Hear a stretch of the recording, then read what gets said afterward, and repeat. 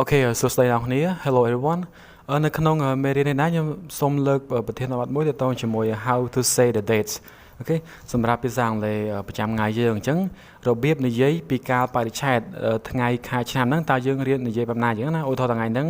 ថ្ងៃទី6ខែ7ឆ្នាំ2020យើង6កក្កដាតើយើងនិយាយបែបណាដែរអូខេអញ្ចឹងយើងនឹងសិក្សាលម្អិតទាក់ទងជាមួយការនិយាយកាលបរិច្ឆេទហ្នឹងអូខេតើយើងអាចនិយាយបានប៉ុន្មានរបៀបតើយើងត្រូវសិក្សាលើអីខ្លះអូខេឥឡូវយើងចូលចំណុចដំបូងសិនយើងមើល content របស់យើងមេត្តារបស់យើងនឹងរៀនទៅជាមួយ ordinal numbers ចំនួនរៀបតើអ្វីទៅជាចំនួនរៀបអញ្ចឹងណាហើយ months of the year ខែទាំង12 saying the years ការនិយាយទៅជាមួយឆ្នាំតើគេនិយាយបែបណា saying the dates ការនិយាយកាលបរិច្ឆេទទាំងអស់យកហ្មងហើយ question and responses for the date សំណួរហើយនឹងការឆ្លើយតបទៅជាមួយនឹងកាលបរិច្ឆេទហ្នឹង speaking practice យើងក៏មានការអនុវត្តខ្លះៗដែរបន្ទាប់ពីយើងរៀនហើយអូខេឥឡូវយើងចូលដល់ចំណុចទី1គឺថា for dates in spoken English we always use an ordinal number អញ្ចឹងគឺថាសម្រាប់ការបរិច្ឆេទក្នុងភាសាអង់គ្លេសសម្រាប់ការនិយាយយើងតែងតែប្រើចំនួនរៀបអូខេយើងនៅក្នុងភាសាអង់គ្លេសមានចំនួនរៀបចំនួនរាប់អូខេចាំមើលថាតើយើងនឹងប្រើបែបណាអូខេឥឡូវយើងមើល we say យើងនិយាយថា the 4th of July អញ្ចឹង the 4th ថ្ងៃទី4ខែកក្កដាយើងអត់និយាយ 4 of July ទេព្រោះអា 4 ហ្នឹងគឺជាចំនួនរាប់ហើយ1 2 3គឺគេហៅថាចំនួនរាប់ដែលអង់គ្លេសខ្ញុំនឹងប្រាប់ពេលក្រោយបន្តិចទៀតហ្នឹងអូខេអញ្ចឹងយើងប្រើ the 4th គឺគេប្រើ ordinal number ថ្ងៃទី4អូខេ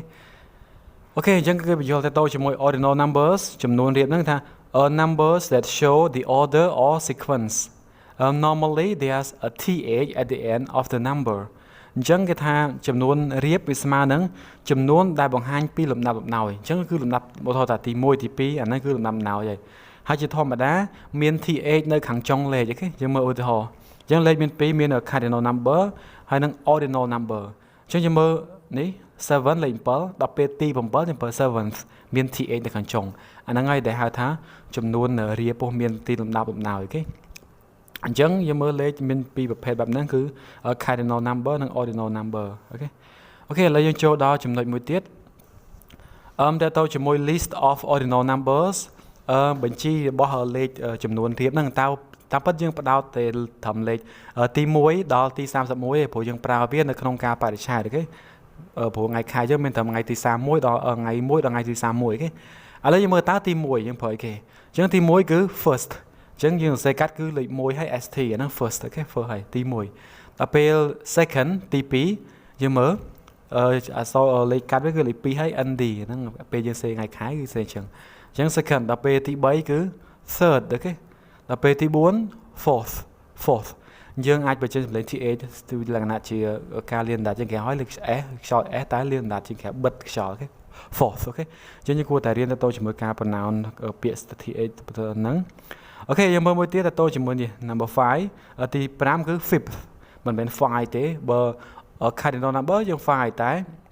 អានេះ ordinal number គឺ fifth អូខេបន្តមកទៀត sixth seventh eighth អញ្ចឹងពាក្យឬក៏លេខដែលពណ៌ខៀវហ្នឹងវាពិសេសជាងគេវាអាចផ្លាស់ប្ដូររូបរាងបន្តិចឬក៏ time ថយបន្តិចអញ្ចឹងណាយើងមើលពីលេខ1ដល់លេខ3គឺយើងបដូររូបរាងដល់ពេលលេខ5គឺបដូរបន្តិចដែរហើយលេខ8ក៏វាបដូរដែរដោយសារតែលេខ8វាមានt ស្រាប់អញ្ចឹងគឺថែមតែ a ទេមិនបាច់ថែម th ទេអញ្ចឹងណា8ដល់ពេល9យើងលុប e ចោលបាត់ហើយអញ្ចឹងណាដល់ពេល 10 ធម្មតាលេខពណ៌ខ្មៅនេះគឺធម្មតាតែលេខពណ៌ខៀវគឺយើងមានការផ្លាស់ប្ដូរតែយើងត្រូវចងចាំអូខេយើងមើលទី11 11th ដល់ពេលទី12 12th អញ្ចឹងយើងមើល12ក៏មានការប្រែប្រួលទៅទៅមួយ spell បន្តិចដែរអូខេយើងត្រូវចំណាំផង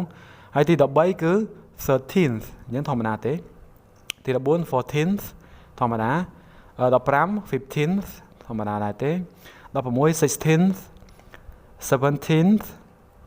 18th ធម្មតា 19th 20th អញ្ចឹងចំណុចសំខាន់គឺនៅលេខ20ហ្នឹងតែម្ដងព្រោះវាខុសពីច្រើនប្រសិនបើយើងអានថា20គឺលេខ20ធម្មតាជាចំនួនរាប់ទេតែចំនួនរៀបគឺបញ្ចេញខុសពីចំនួនរាប់អូខេអញ្ចឹងបើយើងអានធម្មតាគឺ20លេខ20តែបើទី20គឺយើងអានថា 20th គឺសេញ ear នឹង 20th អូខេហើយជាមួយនឹង th នៅខាងចុង th ហ្នឹងគឺសំឡេងបិទខ្យល់ហ្នឹងយើងត្រូវរៀនវាឲ្យចេះផងអញ្ចឹង 20th ពាក្យហ្នឹងលេខហ្នឹងគេអានថា 20th អូខេតោះដល់ពេលលេខ21ទី21គឺ 21st អូខេអញ្ចឹងវាដូចជាលេខ1មិញដែរ 21st Okay 22គឺ 22nd ទី22ដល់ពេលថ្ងៃទី23យើងប្រើ 23rd នេះ24 24th ធម្មតាទេ25 25th 26 26 ហើយ27 27th ទី28 28th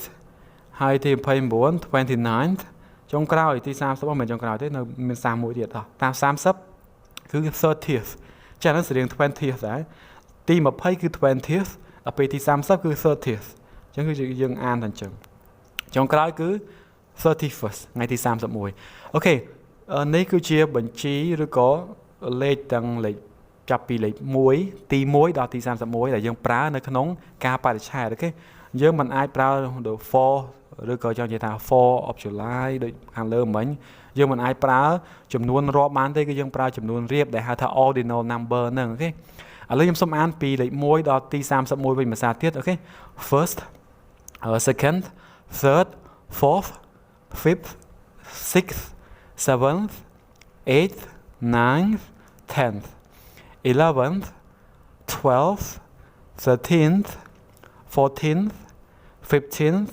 16th 17th 18th 19th 20th 21st 22nd 23rd 24th 25th 26th 27th 28th 29th 30th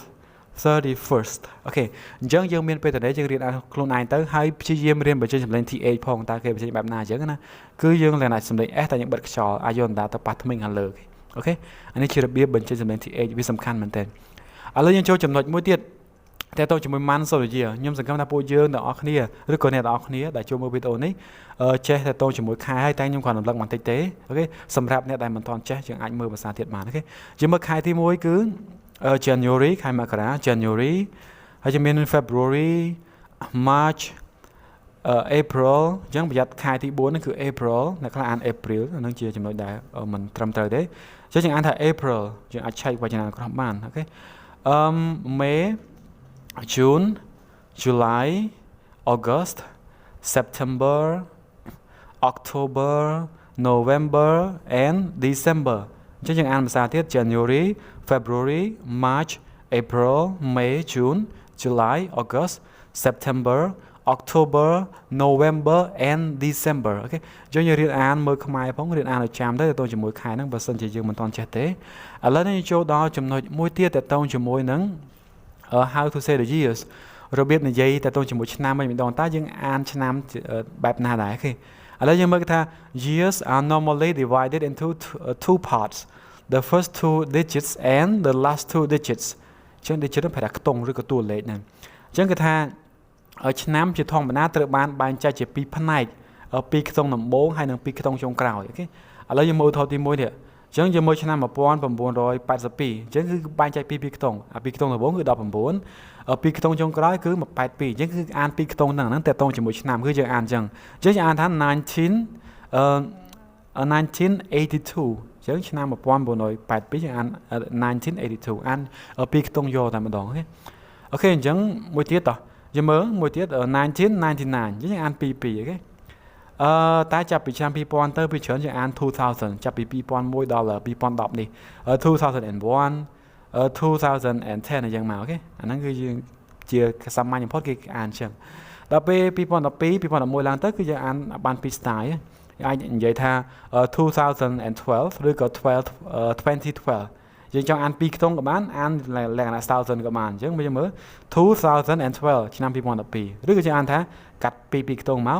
2012អញ្ចឹង2012គឺឆ្នាំ2012ហ្នឹងហើយអូខេអញ្ចឹងចាប់ពី2011ឡើងទៅគឺយើងប្រើអញ្ចឹងបានពីរបៀបអូខេហើយមើលមួយទៀត2021អូខេអញ្ចឹងឆ្នាំ2021ឧទាហរណ៍ហើយចំណុចពិសេសដែរយើងមើលឆ្នាំនេះវិញបើសិនជាឆ្នាំមានលេខ0អញ្ចឹងគឺយើងអាន O អូខេយើងអាចកាត់ពីខ្ទង់បាន1901អញ្ចឹងឆ្នាំ1901កុំភ្លេចដាក់ O ផងដើម្បីឲ្យកុំឲ្យមានភាពច្រឡំអូខេអញ្ចឹង1901គឺយើងអានបែបហ្នឹងហើយចំណុចពិសេសគឺបើឧទាហរណ៍តែឆ្នាំ1800យើងអាចអានពីខ្ទង់ឲ្យ100យកមកអញ្ចឹង1800យើងយកពាក្យ002ហ្នឹងដាក់100យកមកអូខេ1800ឆ្នាំ1800ហ្នឹងហ hai trường hợp xem mới tiết dương chỉ tu tới nhưng khơi cái pra nó không có sai nó không ấy đã chạy miền chứ the 1500s chẳng biết nó mới đây tháng chẳng lo sát tập đọc đôi chỉ đọc bằng mùi chẳng từ mà pom phèo mùi tới ngày hai dương mơ ở thọp khơi phía thâu ta bữa sân kia vậy ta tu support năm cao sấp cái đạn mà pom bộ nó cao sấp hay cái đạn đợi bị mốc mà nó dạng ta the 1990s ấy chẳng từแต่นั่นคือสมัยtu support cao sấpไม่ได้taปีnăm pom bộ nó cao sấp đo cao sấp bộ chẳng từนั่นคือtu supportหนังấyอันนั้นchỉ là biết đấy cái pra nó không bị chớn nhưng khơi nó không ở cái xa nó không được bài cài chẳngนะโอเคchẳng là tôi năng lấy ngày nhâm xong mình là pon nắng nhưng mơ biết được luôn ai phóngโอเคแล้วยังโจจำนวนมื้อเตี้ยแต่ตรงจมูก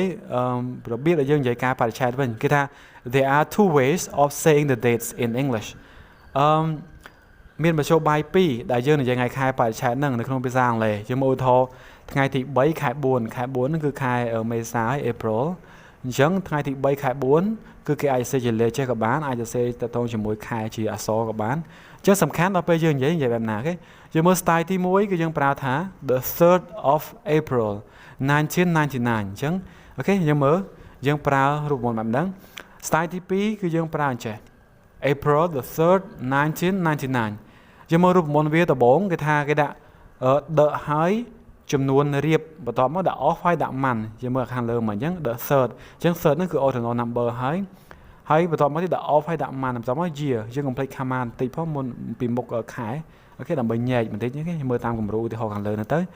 ដល់ពេលអាហ្នឹងគេនិយាយទូទាំងពិភពលោកមកថា the rest of the world លើកលែងតែប្រទេសមួយគេប្រើ style នេះអា style ទី2ហ្នឹងគឺរបស់គេប្រើនៅក្នុងសហរដ្ឋអាមេរិកគឺប្រើ style ហ្នឹងក្រៅពីហ្នឹងគេប្រើ style ទី1ទាំងអស់អូខេហើយយើងមើល style ទី2គេដាក់ man ដាក់ខែហើយដាក់ the ហើយដាក់ ordinal number អត់មាន off ទេហើយគេដាក់ year ដាក់ឆ្នាំយកមកអូខេចឹងហ្នឹងគឺជាពីរ style ដែលយើងត្រូវតែចាំយើងមើល style ទី1 the 3rd of April 1999 តែ style ទី2 April the 3rd 1999អូខេយើងត្រូវតែចេះនិយាយទាំងពីររបៀបហ្នឹងទៅល្អអូខេអូខេអញ្ចឹងយើងមានតែប៉ុណ្្នឹងទៅតជាមួយការនិយាយឆ្នាំអូខេឥឡូវយើងចូលដល់ចំណុចមួយទៀតទៅតជាមួយសំណួរវិញម្ដងគេថា question and responses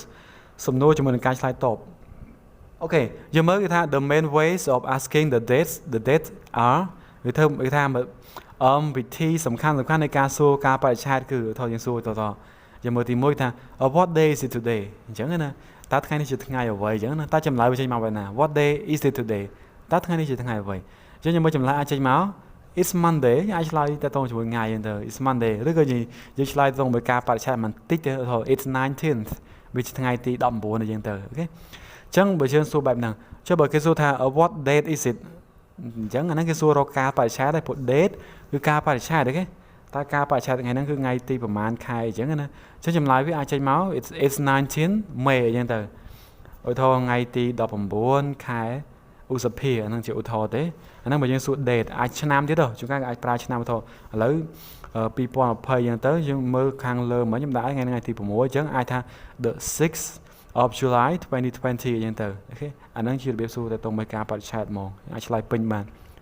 អូខេមួយទៀត what is the date អាហ្នឹងស្តីខាងលើដែរទេតើការបរិច្ឆេទថ្ងៃហ្នឹងគឺអីគេអញ្ចឹងណាឬក៏សួរថា what is today's date អូខេអាហ្នឹងដូចគ្នាទេអញ្ចឹងសំណួរបែបហ្នឹងអាចចម្លើយចេញមកជា number ហើយអាចថា it's 19 វាជាថ្ងៃទី19អញ្ចឹងទៅសំខាន់យើងមើលឡើងថាគោលបំណងនៃសំណួរសិនតើគេចង់បានអីគេចង់បានការបរិច្ឆេទទាំងមូលហ្មងបងថ្ងៃហ្នឹងថ្ងៃទី6ខែកក្កដាឆ្នាំ2020អញ្ចឹងគេចង់បានហ្នឹងឬក៏មិនទេឬក៏ចង់បានតែថ្ងៃទី6អញ្ចឹងទៅឧទាហរណ៍អូខេអញ្ចឹងយើងត្រូវតែរៀនឆ្លើយអាហ្នឹងតើអ្វីដែលគេចង់បានអូខេតោះចំណុចបន្តមកទៀតតើតើជាមួយ response ការឆ្លើយតបវិញថា the response to your question will most likely start with អញ្ចឹងគេថាការឆ្លើយតបចំពោះសំណួរនឹងតំណងជាចាប់ផ្ដើមដោយយើងមើលមានអីខ្លះអាចចេញថាចម្លើយយើងដែលយើងឆ្លើយទៅសំណួរខាងលើមិញយើងអាចឆ្លើយ the date is អញ្ចឹងមក the date is 19 អញ្ចឹងទៅថ្ងៃទី19ថ្ងៃការបរិច្ឆេទJuly អញ្ចឹងទៅ the 19th of July អូខេហើយយើងអាចឆ្លើយថា the date today is យើងបានបន្ថែម today ទៅអានេះគឺជារបៀបឆ្លើយ today is អ្នកខ្លះឆ្លើយអូទេ today is Monday today is Tuesday ការឆ្លើយចឹងបានដែរចំពោះសំណួរខ្លះអូខេមួយទៀត it is ពាក្យ it is នេះគឺ most common គឺគេប្រើទូទៅច្រើនមែនតើហ្នឹងឡើងថាសាមញ្ញមែនតើអញ្ចឹងណាដែលយើងគួរតែប្រើហ្នឹងល្អជាងទៅគេសួរថាwhat date is it បើយើងទៅឆ្លើយ the date is 6 July ឧទាហរណ៍ហ្នឹងឧទាហរណ៍ទេអានេះរបៀបសរសេរអ Chẳng dừng lại tại tôi chỉ mới về cái số tại bởi chỉ tu tới là xăm anh thôi mà cái prao it is mong it is 6 July anh ấy cái việc của xe tết đó là việc giấy dừng prao xe cái ok anh ấy còn tại tại tôi chỉ mới cái slide top tới nên sầm nụ hàng lỡ tệ cái dừng thì cái này anh award just này tại tôi chỉ mới cái tu slide sầm nụ ở đây mới practice đó là anh award đấy dừng mới cái person như cái số tháng when is your birthday ta bên nó chỉ ngày khúc của nó bảo dừng cái xung bạch thao với your birthday cái còn tam bắt nó cái trong đăng tại ngày ti và mán hay khai cái mình xua nhưng năm bây giờ tôi môi sườn đồ khang khỏi tiêu bị sự điện này chẳng giờ ai slide thá nhưng được anh ấy bây giờ sẽ cáiแบบนี้พออุทธรณ์ it is 16 August ยังsẽแบบนั้นแต่ต่อไปยังใหญ่บ้างยังใหญ่ทันใจ it is on the 16th of August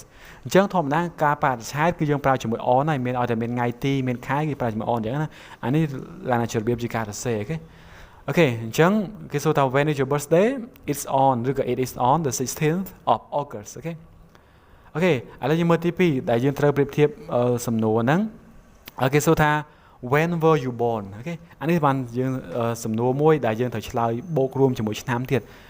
cái số thaแต่การนับเป็นน่ะจังอาจจะเมียนไงเมียนคล้ายเมียนชนำเนี่ยมวยจีนู้ก็ใส่ชนำเลยจังนะแล้วอุทธรยังเมื่ออันใหญ่ท่าI was born on the 1st of January